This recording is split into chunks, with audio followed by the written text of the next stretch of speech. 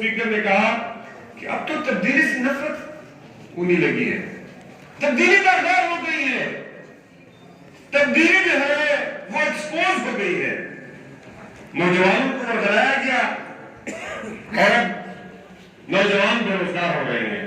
آپ کو پتہ ہے، میں آپ کے ساتھ ایک فگر شیئر کرتا ہوں۔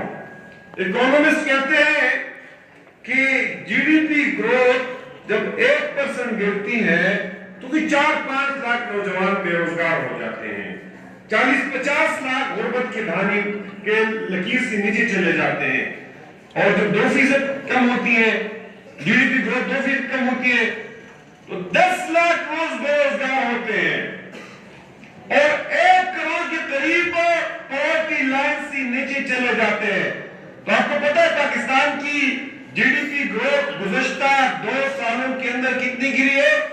یہ جب 2018 کے اندر اکنامک سروے آف پاکستان نے ہمارے فگرز ریلیز کیے تھے تو 5.5 یا 6% تھی۔ پچھلے سال ان کی پہلی بجٹ کے دوران 3.3%، اس سال 2% سے کچھ اوپر ہے۔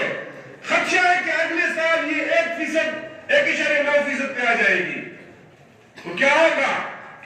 25-30 لاکھ نوجوان بے روزگار ہوں گے اور 1-2 کروڑ کے لوگ غربت کے دھانے نیچے چلے جائیں گے۔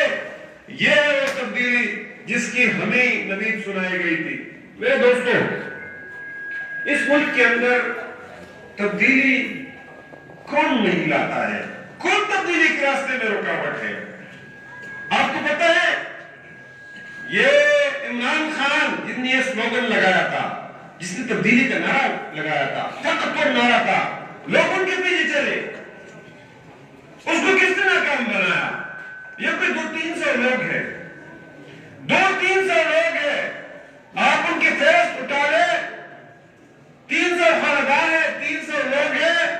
یہ 1999-98 میں مسلم لیگ نون میں تھے، 2002 میں مسلم لیگ کیوں میں چلے گئے، 2008 میں پیپلز پارٹی میں چلے گئے، اور 2013 میں مسلم لیگ نون میں دوبارہ چلے گئے، اور 2018 میں پی ٹی آئی میں چلے گئے۔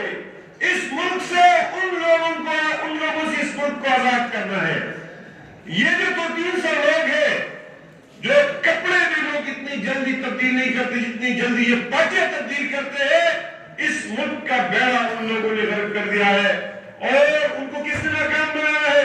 ان کے راستے میں کس نے کرنا ہے؟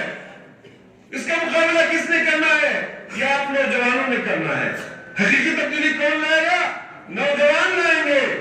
یہ جو روایتی سیاستدان ہے جو پاکستان کے اوپر مسلط ہے، جس نے عمران خان کو بھی ناکام بنایا، جو ہر حکومت کی 4 پوائنٹ ہوتے ہیں، ہم یہ چاہتے ہیں کہ آپ آگے بڑھے، آپ نوجوانوں کو ڈسکور کریں، آپ کے اندر پوٹینشل ہے، پاکستان کے نوجوانوں کے اندر پوٹینشل ہے، یہ ہمارا سرمایہ ہے، ہمارا مستقبل ہے، مستقبل کی امید ہے۔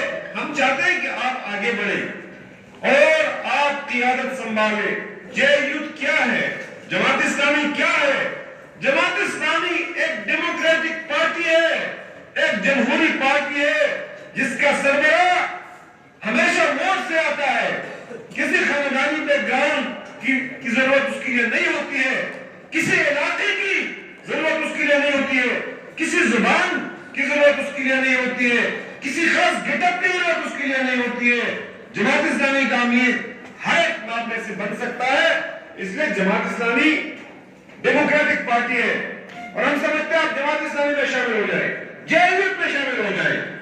کلین لوگوں کی جماعت ہے، بیدار لوگوں کی جماعت ہے، ان کی ماضی صاحب ہے، آنےسٹ لوگوں کی جماعت ہے، ڈیڈیکیٹڈ لوگوں کی جماعت ہے، نظریاتی لوگوں کی جماعت ہے۔ ہم اس جماعت کی طرف آپ کو دعوت دیتے ہیں، آپ جا کے لوگوں کو اس جماعت کی طرف بلائیں، آپ جا کے یہی پیغام پہنچائیں۔